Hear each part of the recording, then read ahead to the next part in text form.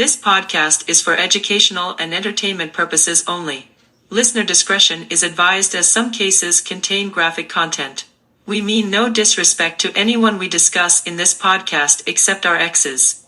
Everyone is innocent until proven guilty. However, we will be expressing our personal opinions. Buckle up, Buttercup. Hey guys, it's Cynthia. And I'm Wes, and this is Love and Luminol, a true crime podcast. Yay! Yay! What are we doing? We're doing Kellyanne Bates. Kellyanne Bates. Yes. As Didn't you know know, that one either. Yeah, it's going to be a difficult one. Not for you. Well, maybe for you still. Personally, me, because October is Domestic Violence Month. Mm-hmm. And this case is as bad as it gets in that department. So. Oh boy. Yeah. So ignore my tears and dramatic pauses, but triggering. All right. Yeah, let's get into this. Here we go.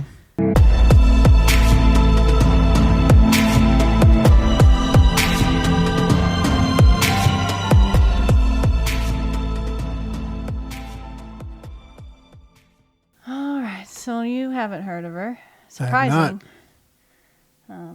It's a rough one. So guys, bear with me. But Okay.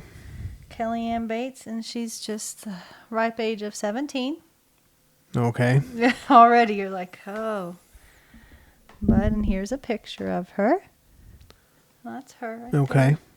there. Yeah, she definitely looks like a kid. She looks younger than 17. Yeah, I was going to She guess looks like 14. 12. Yeah, I don't know if that's an older picture of her. It's possible. Possible. But that's her. Her mother's name was Margaret, and her father was Tommy Bates. Okay. And that's a picture of her parents there. All right. I'm liking that color. I don't know, her mom's hair color's kind of, I like that. Is It's this like a rose goldish color. This is not in America? No, I don't think so. They look British. Yeah, I know it. I was going to say England. I was going to say they look British. Yes.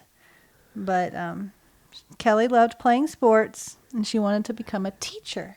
Okay. And there's a picture of her. She looks a little older there now. Yeah, a little bit. Not by much. Not by much, but. Looks like she's the older sister. I don't know if that was a sibling or cousin or friend or. I've had that exact same couch. I think you? everybody's had that couch. Yeah, I think. Yeah. They have like the flowers or something, brown flowers. Yeah, it's like brown and like farmhouses and flowers and stuff on it. And yeah. Yeah. Popular. I think everybody in like the 80s had that couch. I think so. But then she got a boyfriend, Okay. James Patterson Smith. What the fuck? That's a boyfriend. Yeah. He's like 40. Yeah. He wishes. But that's... He's older than 40? We'll get to it.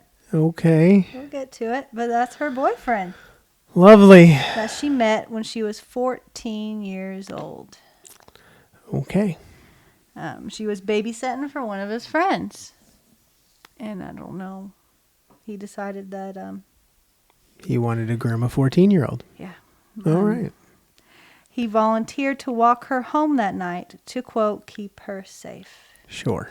I get chills this morning. From who? But, Not from you. yeah. The grooming began on day one. Of course. But the grooming process was so secretive that Kelly's parents did not even meet Smith until 2 years later. They didn't even know he existed. And even then, they spoke to him over the phone and were misled to believe he was 32. Still bad for 17. That's still bad. Yeah. 32, but he's really 48. He's pushing 50. Yeah, he's pushing the big 50. But you said 2 years later. She was 14. So she would have been 16. Yeah. And he's 48. 48 and 16. So she said he was 32, but that's 32-year difference in age. But still. Yeah, but 32 and 16 still ain't right. Yeah. So I don't know if they came up with that number based on just the difference between them. She's like, 32 years. Years. I think, yeah, she didn't finish her sentence. But she also told her parents that his name was Dave. Okay. And her mother said, quote, when I first met him, which she met him in person eventually, the hairs went up on the back of my neck. Looking at him. Yeah. No. After meeting James, people noticed Kelly completely changed. Like since he started grooming her. Yeah. She was no longer bubbly and tidy. She stopped showering. Ugh. She would spend hours just curled up on the sofa. Sounds like depression or what. I don't know what he was doing. Yeah. Doing to her, but her mother said, quote, she came home and one side of her face was black. She said some girls had attacked her and I couldn't bear to worry, but I knew if I dragged her away from him, I could lose her. But you end up losing her in the worst way. By not, you know? Yeah. Oh my God. But November of 1995, so it was in the 90s. Okay. Kelly moved in with the unemployed James in Gorton. So is that England? I don't know. Gorton. Sounds like it could be. Possible.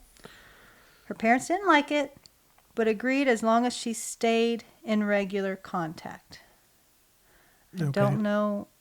I don't know what would happen if they didn't agree. I'm like, what's the worst that could happen if you're like, no, you can't live with this grown-ass man?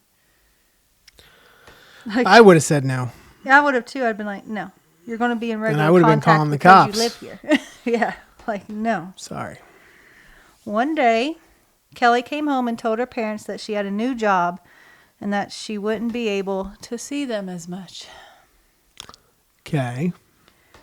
She left the home for good on November 30th, 1995, and moved in with James, who had a 2-bedroom house on Furnivall Road in Gorton. Kelly would still speak to her parents over the phone, but they would never see her alive again. Yeah. So he isolated her is what he did. Wow. So textbook. On the rare occasion her parents did see her, they could tell she was losing weight, that she stopped bathing or taking care of her appearance. She just looked horrible to them. She was covered in bruises and sometimes even bite marks. Wow. Yeah. Real. Despite her mom's pleas, Kelly refused to admit James was abusing her and refused to leave him. Phone calls back to home became sporadic, and the birthday and Christmas cards were all signed by James and never Kelly. So he signed her name for her on family cards and stuff. He wouldn't let her sign cards or nothing. That's just... Her parents were becoming increasingly more concerned for her well-being, so they contacted their doctor and the police. So they did contact the police. Mm-hmm. By the time Kelly was 16, she stopped seeing her family altogether.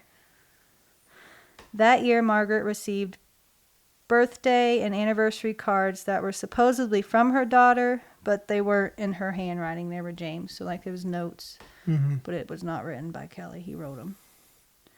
And even though she was only 17, she was legally allowed to choose to live with James. So that's where we were wondering how she could. I guess 17's the age of emancipation wherever they're at. Because they called the police. What about when she was 16, though?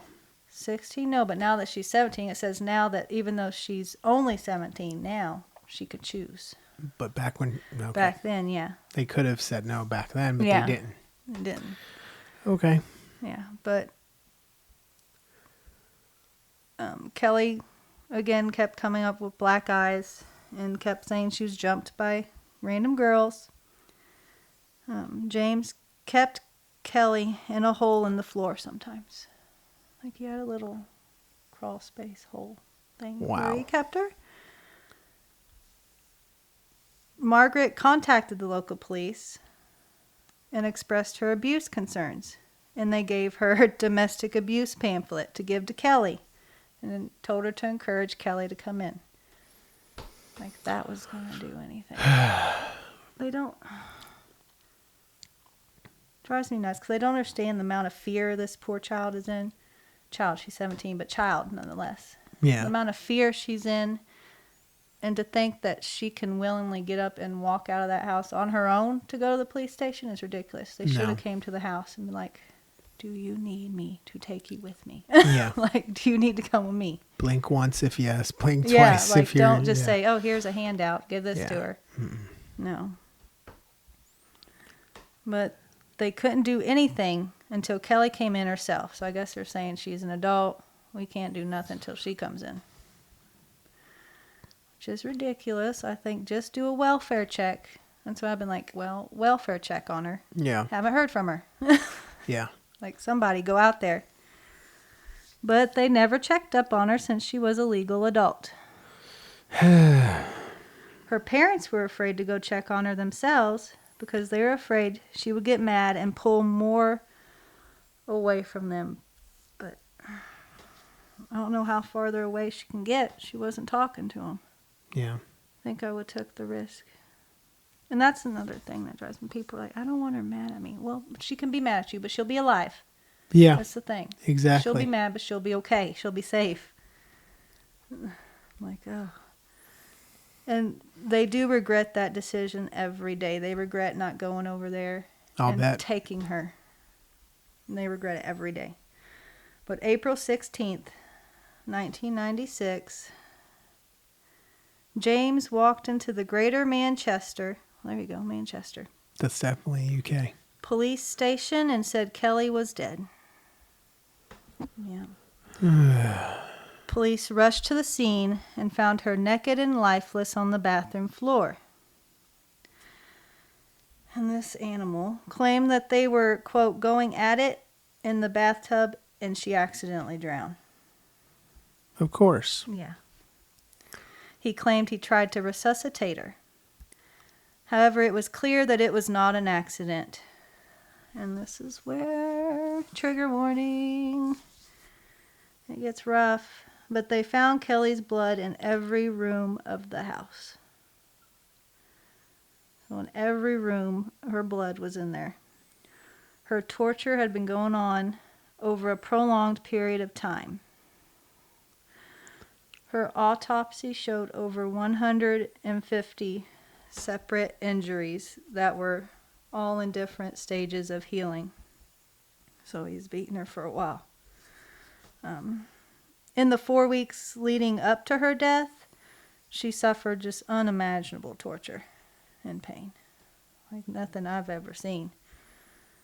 James burned her with cigarettes. Okay. Yeah, and branded on the thigh with a hot iron. Yeah.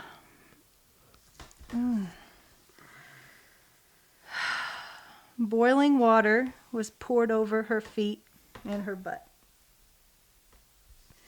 So he poured boiling water on her. She had multiple stab wounds caused by knives, forks, and scissors. And that's poor girl. And stab wounds were even found on the inside of her mouth. Jesus. Yeah, he stabbed her in the mouth.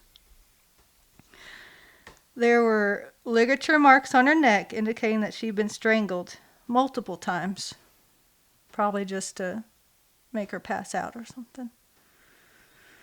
But it wasn't to kill her. It was multiple strangulation marks in different stages of healing.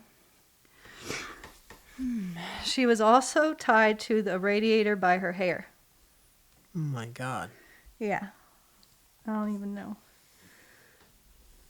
And it gets worse. At some point during the 4 weeks, her kneecaps and hands had been stomped on to the point of being crushed, making her unable to walk and therefore escape. So he stomped her kneecaps in. Oh my God. She was also partially scalped. The fuck? He scalped her. Her ears, nose, mouth, lips, and genitalia had been mutilated and cut. He tortured her. And, oh God. James gouged both her eyes out and stabbed her eye sockets repeatedly with narrow, sharp object like an ice pick. So he gouged her eyes out, made her blind, and then continued to poke stuff in there just to cause her pain. The eye injury blinded her and could have occurred up to 3 weeks before her death. So this wasn't something that happened. Oh, my God. She lived with no eyes for 3 weeks while he stabbed her in the eye sockets. Oh, my God. Yeah, this monster is pure.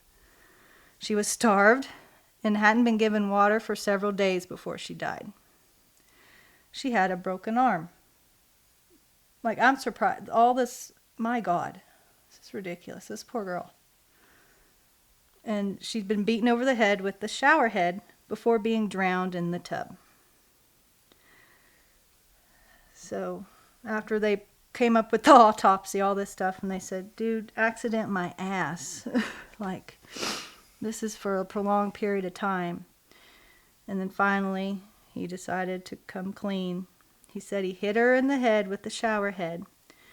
And then he pushed her head underwater because he thought she was faking like she did many previous times. Faking what? I think faking drowning. I think he was my hit her in the God. head, and I think he tried to knock her out, and he thought she was faking it. So then he just held her under the water. She a fake? Did she fake losing her eyes? I'm confused. Yeah, this like, fucking asshole. But there is little flyer they made posted about getting what do you call it?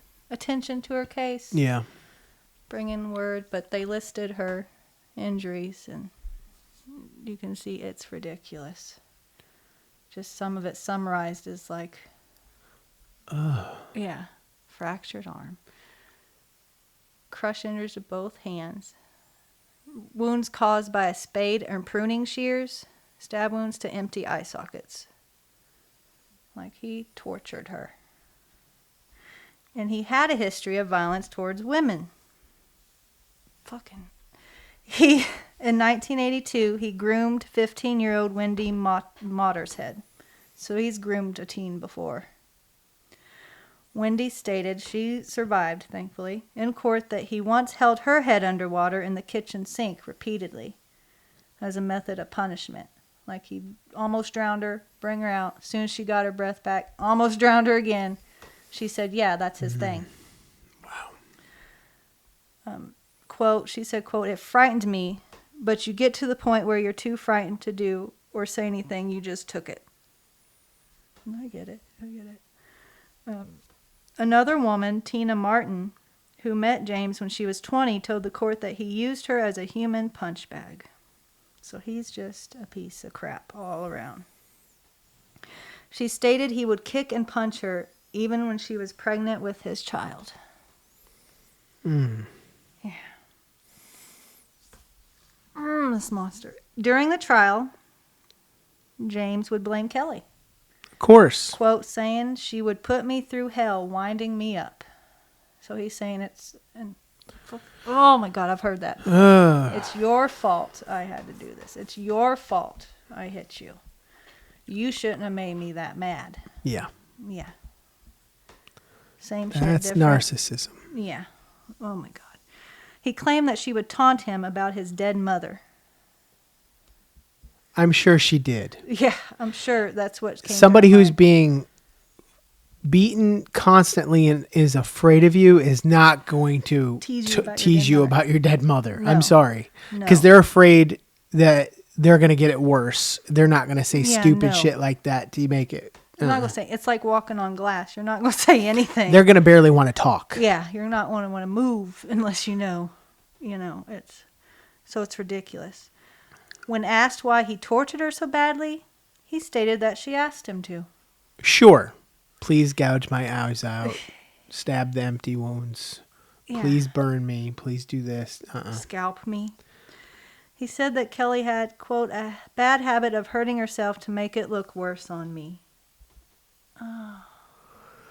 It's like they all do the same shit. I'm just going to tell them you did it to yourself. I'm just going to, it's the same shit. I'm going to tell them you did it. I'm going to tell them you're just crazy. And they're going to admit you to the hospital. Oh, you'll never see your kid again. The same crap. The pathologist Dr. William Lawler later said, quote, "In my career I have examined almost 600 victims of homicide, but I've never come across injuries so extensive." And that's why I've said I've never seen anything this bad. Someone's surviving most of this for weeks. Yeah. The pain alone. I mean, she couldn't walk. Like, hands crushed, kneecaps crushed. She couldn't fight him off. She had to take it. And the jury was told that her death, quote, "must have been merciful." What? Yeah. They're saying he was beating her continually so bad and torturing her. Oh, That death that when she finally was a mercy, yeah. Wow. That death was a mercy to her. And her father, worst part was her father had to identify her body. Oh, Jesus. Yeah. Someone had to. But her mother said, quote, "People called him an animal, but an animal wouldn't do that to another animal. He is a very evil man. I think about how much pain she must have been in, how she must have thought we didn't love her because we didn't save her." And I'm sure she didn't think once that, but the evidence at trial was so disturbing that every member of the jury was given and accepted professional counseling afterwards. So I they would paid say for so. it. Yeah, they paid for. I'm gonna need it after researching this case. But he was found guilty in November 1997. The jury of 7 men and 5 women took just 1 hour to find him guilty. I would say so. And probably 50 minutes of that was eating lunch. Like, it was Guaranteed. Yeah. They walked in and said, "Everybody's guilty, right?" This dude's Yeah? not- yeah. Okay, let's eat some lunch and then we'll go back out. Yeah, can't make it look too obvious. God. But he is sentenced to life in prison. He should have been hung. Beaten and then hung. No, I like life in prison You better. like life in prison better? Yeah. Life in prison with unicorn With tattooed on his unicorn. head? Yeah, exactly. Daddy's tattooed across his forehead.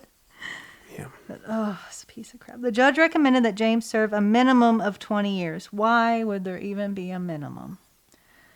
Is what I'm saying. You have to It at should least just serve be- 20. No, you should have at least serve your life. Yeah. Like, you It should should not be, be- "I'm sorry, but you're here till you die." Yeah, Period. you're lucky if you get yard time at this point. You may just rot in that concrete corner. He told James at sentencing that, quote, "You are an abuser of women, and I intend, so far as it is in my power, that you will abuse no more." For 20 years, I guess. I don't know. After that, I guess it's good to go. Yeah, that's ridiculous. I hope it's 20 years before he can go for parole, and I hope they deny him every single time. Well, so it's been over 20 years. Yeah. So, Nothing was said about it. I haven't found anything. okay. So I'm hoping that means he's still in there. Hopefully. Yeah, he needs to be in there. Well, how old was he? 50 when he was... Maybe he's dead. Oh, Lord. Maybe that was his life. Hopefully. Well, yeah, because he would have been, 70 in jail. Maybe. That's all right. But that's the devastating case of Kellyanne Bates. Oh, my God. Yeah, right. That's what I said. I said that poor lady. Wow. Yeah, it's horrible, and it's just... I don't know what to say after that one. I know. Like, And it's- normally I'll sit and crack jokes throughout things and mess around, but I couldn't on that one. There's no way. No. Like, there's no way I could have even... I just had to sit there and listen. I was trying not to cry. You were I'm trying not crying to cry. I'm rubbing your back. Like, I'm trying to console you because I know that had to have been hard for you. Yeah. I mean, given what you've been through. And that's why I'm like... I don't know why you even chose that case. Like, So Domestic Violence Awareness Month, but because I can see where her mom's like, I didn't want to come and take her because she'd be mad at me. And I'm like, I know that most moms would feel that way. yeah.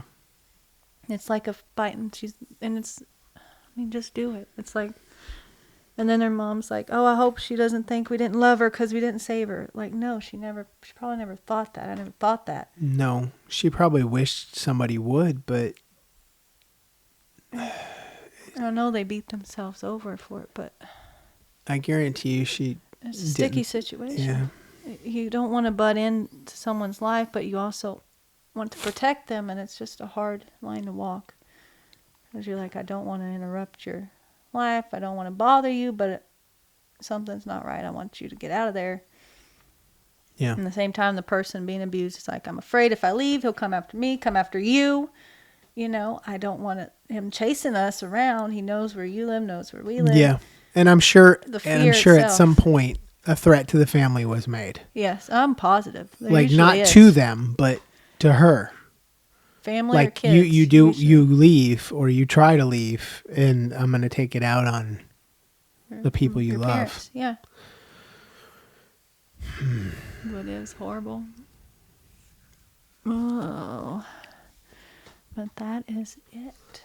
Wow. And we'll put up the hotline number. Yeah. Anyone If you know someone or you are in a situation, I mean, give them a call. We'll post the number on the screen. In fact, Google the number so I can say it for people who don't have video of this. Oh yeah.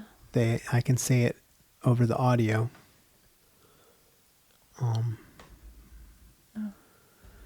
But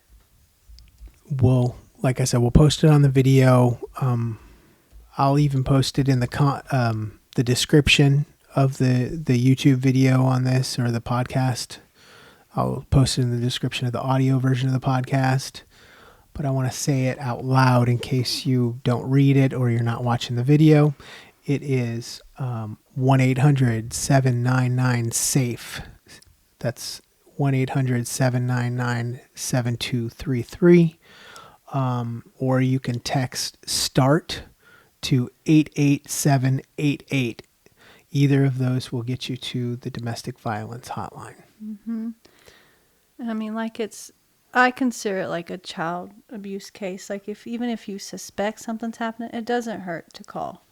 No. Send a checkup. Even if you're wrong, worst case, they get mad and aggravated at you, but then they should understand that you're looking out for them. You're doing it because you're worried. Yeah. And then you'd be like, my bad, I'm sorry, I was worried about it. And that's fine. But it's better than not doing it and then something like this happen. Yeah. And you're like, man, I should have done something. So even if it's just a suspicion, just call it in. Just to be safe. Yeah. All right. Well, that's it for this time. The normal, like and subscribe and check us out on social media. We're everywhere except for Twitter/X.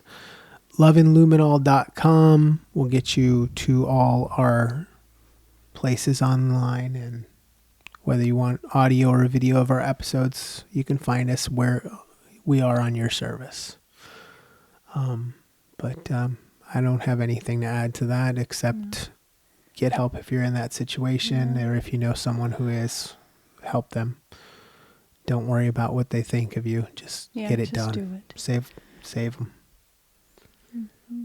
But I want to say really proud of you for doing this. Like, I mean, I know how much how hard this was to do. But I'm just proud of you, and thanks. Just It's rough because it's stuff you don't want to. Yeah. You don't want to go remember it, go back through it. Yeah. It's a lot. But thoughts to her family and. Yes. Yeah. Thoughts to her family on this. Yeah.